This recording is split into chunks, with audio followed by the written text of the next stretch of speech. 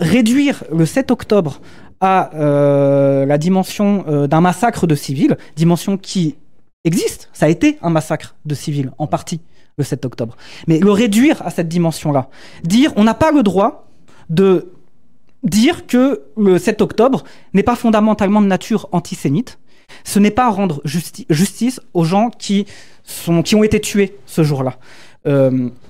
Parce que le 7 octobre, oui, ça a été un massacre de civils, ça a aussi été une opération militaire, ça s'inscrit dans une lutte armée qui n'est pas née le 7 octobre. Il faut savoir, voilà, qui sont les Gazaouis, d'où viennent les Gazaouis, dont une majorité de la population est aujourd'hui réfugiée. Réfugiés d'où? Il y a pour beaucoup réfugiés des pourtours de Gaza. Il faut savoir quelles sont l'histoire de ces kibboutz, de cette ceinture qui entoure Gaza. Il faut savoir ce que c'est, par exemple, prenons l'exemple de Nahal Oz, qui est un des kibboutz qui a été le plus durement touché. Enfin, ça a été terrible ce qui s'est passé là-bas. Quelle est l'histoire de Nahal Oz?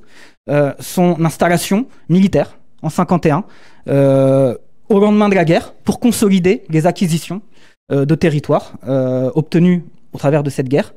Il faut savoir ce qu'a été l'histoire des autres kibbutz qui entourent Gaza, qui ont été placés ici, pas de manière, c'est pas des villages comme ça, voilà, qui naissent un petit peu spontanément, non. Ça a été des villages implantés d'abord militairement. Il faut savoir, enfin, je veux dire, si on va au fond du 7 octobre, il faut se poser la question de ce qui est civil, de ce qui est militaire, et comment la société israélienne construit un certain flou entre ce qui est le civil, ce qui est le militaire.